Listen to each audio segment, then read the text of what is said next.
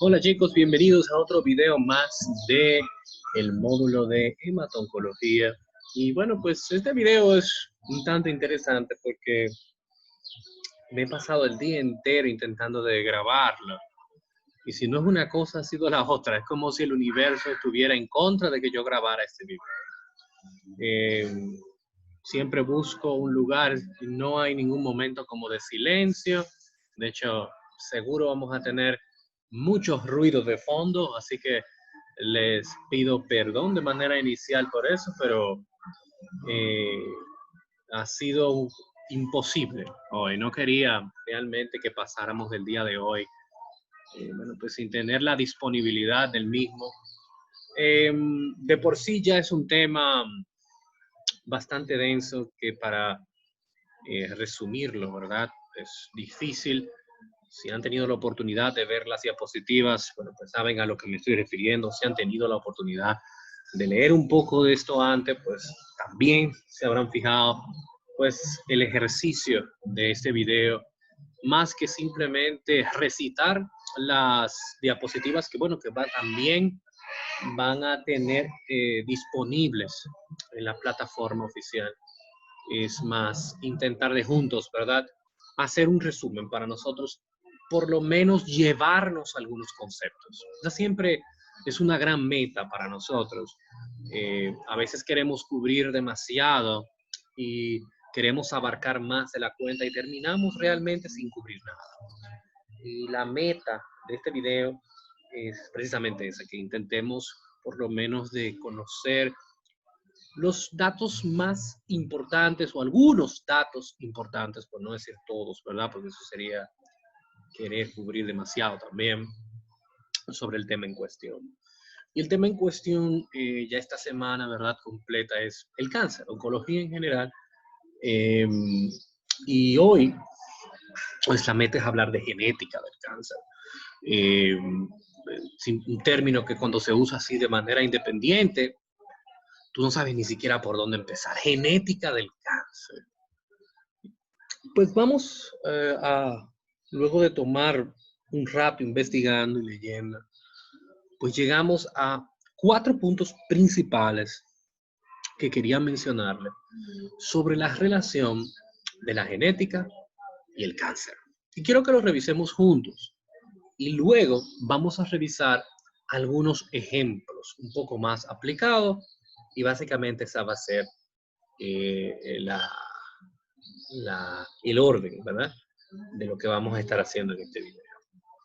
Y como pueden ver aquí en pantalla ya hace rato, están divididos 3, pero les dije que son 4 que vamos a estar revisando. 4 puntos principales.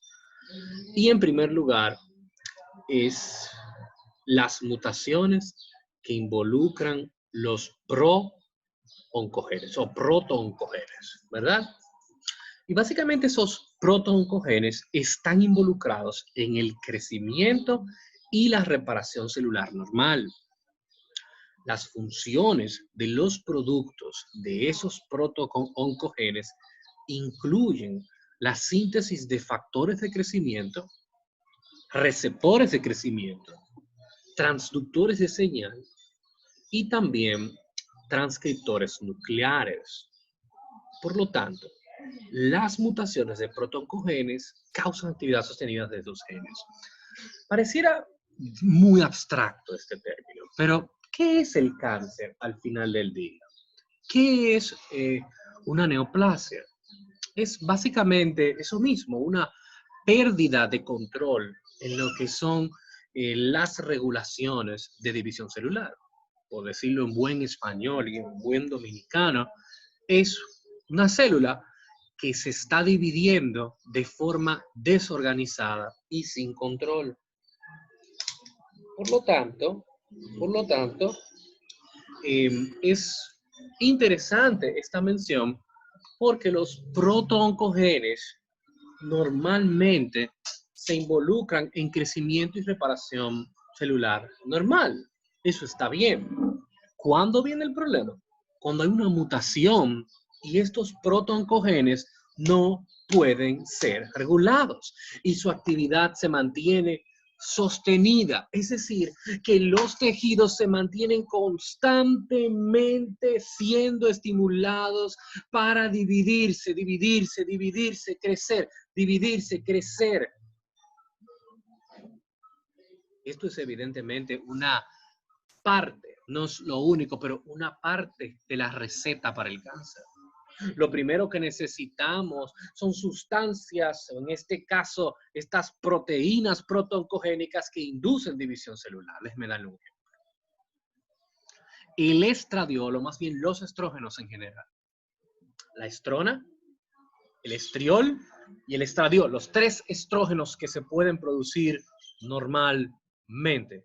Los 3 tienen la capacidad de inducir mitosis, inducir división celular, inducir crecimiento. Lo hacen todos los meses en las chicas, en el endometrio. Todos los meses lo hacen.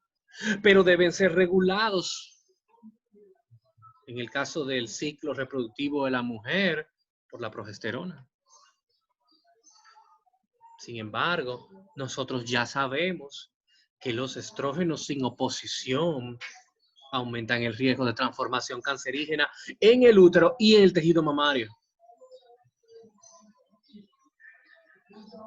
Tener una mutación que le vaya a alterar los protooncogenes y le quite ese control va a permitir que la división celular y el crecimiento celular se mantenga descontrolado y la función sea sostenida todo el tiempo.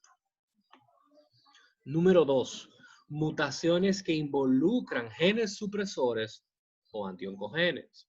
Los genes supresores protegen contra el crecimiento celular no regulado. Es decir, estos son los encargados de controlar células que, bueno, pues se quieren salir de control. Y los principales sitios del control del gen supresor es en el ciclo celular, en la fase G1 y S y en la transcripción celular. Recuérdense biología celular.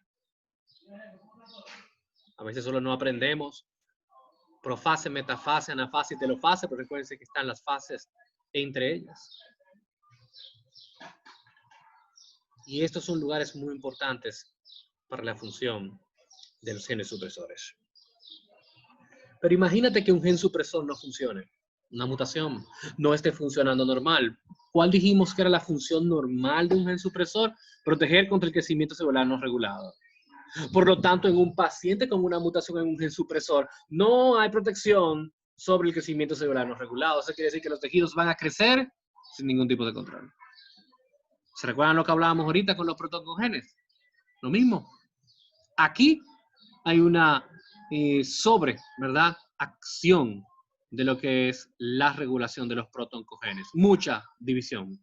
Aquí hay una falla en la regulación que ejercen los genes supresores. Y por lo tanto, el tejido va a crecer sin control.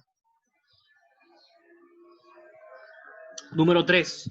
Mutaciones que involucran genes de antiapoptosis de la familia de genes BCL2. La familia de genes BCL2 que se encuentra en el cromosoma 18 produce productos genéticos que previenen la fuga mitocondrial del citocromo C. Ese citocromo C, ¿verdad que sí? Es en el citosol, en el citoplasma, activa las caspasas que inician la apoptosis. Un método usual de acabar con células que no estén funcionando de forma correctamente es la apoptosis, la muerte celular programada. Y hay múltiples genes, múltiples sustancias que van a activar esa secuencia de eventos. Uno de estos, ¿verdad?, es el citocromo C, que es producto de una familia de genes que se encuentran en el cromosoma 18. En el caso de que haya una mutación a nivel de este cromosoma y que altere esta familia de genes, vas a tener un problema. Vas a tener un problema porque el flujo normal que tú esperas de el citocromo C en el citoplasma no se va a dar.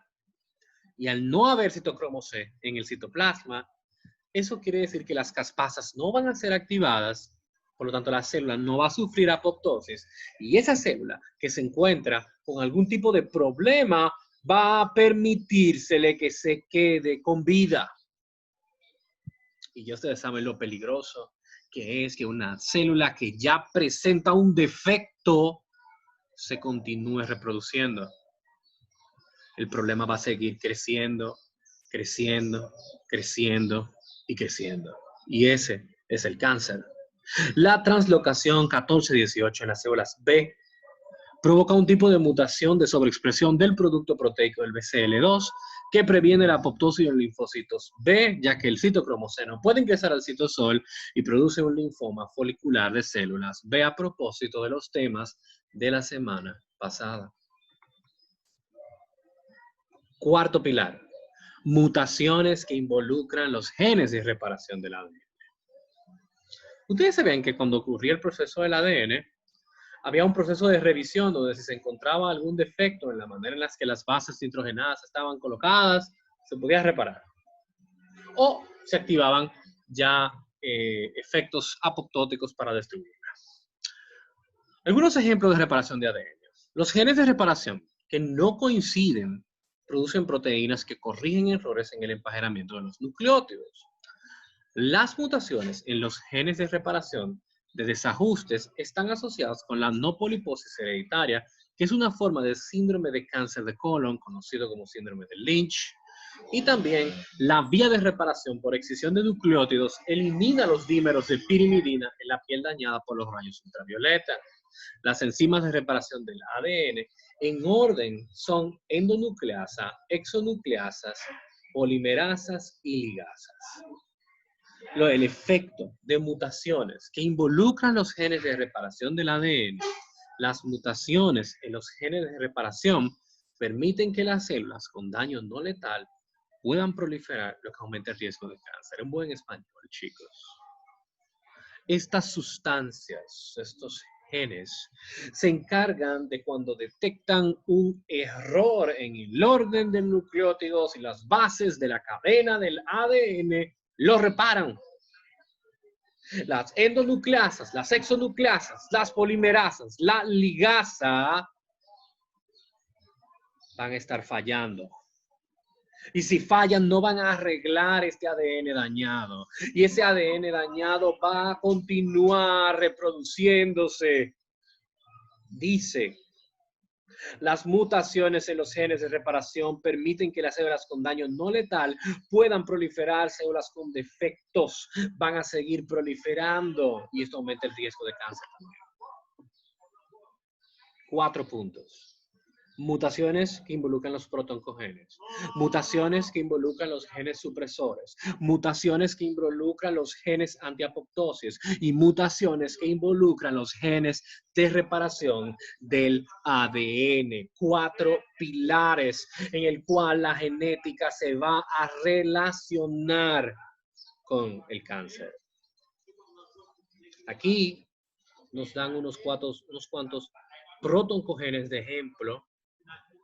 Nos dicen cuál es su función normal, cuál es la mutación asociada y cuáles son los cánceres que se asocian. Por ejemplo, el protoncogen ABL tiene actividad en la tirosina quinasa. Las mutaciones en el cromosoma 922 por translocación van a formar la función del gen BCR-ABL. En buen español, ¿qué significa esa mutación que va a afectar ese protoncogen? Se asocia a leucemia mielógena crónica. Recuérdense del cromosoma Filadelfia, cromosoma 22. El ERBB2, en el medio clínico lo conocemos como HER2-Neu. Elige tu veneno, los nombres son raros. Su función normal es la síntesis de receptores. Y su mutación usualmente incluye la amplificación del HER2-Neu o la sobreexpresión del HER2-Neu. Esto es muy común en el cáncer de mama.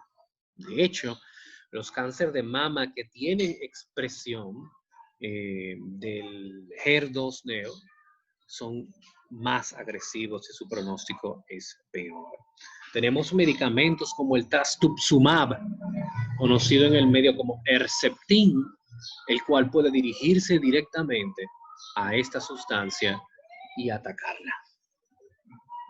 El GEMIC funciona en la transcripción nuclear, la translocación entre los cromosomas 8 y 14, asociado al linfoma de Burkitt.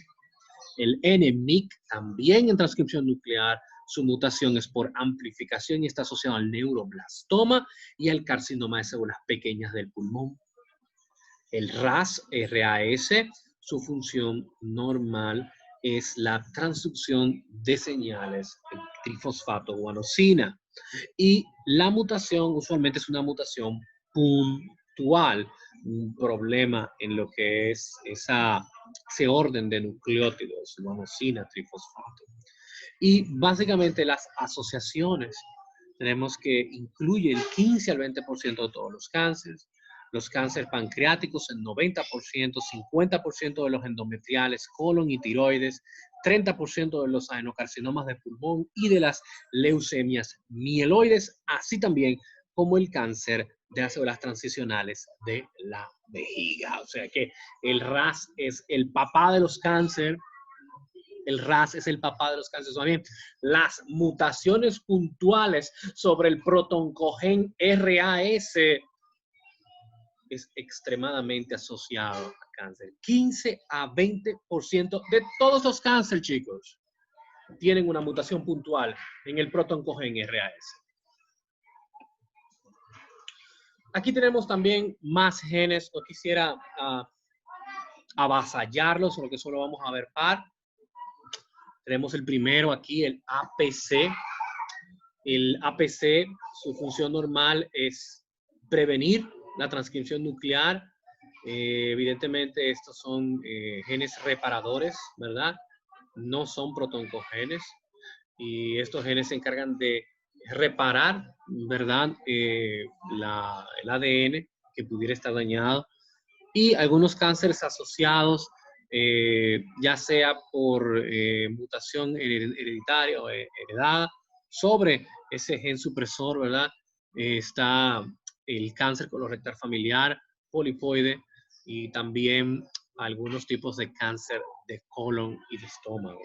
El BRCA1 y el BRCA2, que son extremadamente famosos, regulan la reparación del ADN, están fuertemente asociados a cáncer de mama y cáncer de ovario.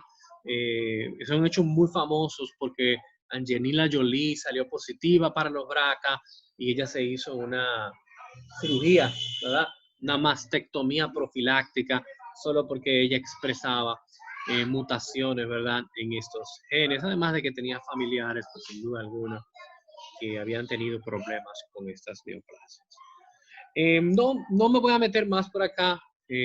Hay muchos más. Están los de las neurofibromatosis, lo pueden ver aquí, NF1 y NF2, que evidentemente el NF1 asociado a nefromatosis tipo 1 y feocromocitoma, mientras que el NF2 asociados a la neurofibromatosis tipo 2 o bilateral acústica y a los famosos schwannomas que pudieran estar asociados a la misma neurofibromatosis tipo 2. El P53, no me quiero ir sin mencionarlo porque posiblemente uno de los más famosos también, inhibe la fase G1 y S, repara el ADN e inhibe el gen antiapoptosis BCL2.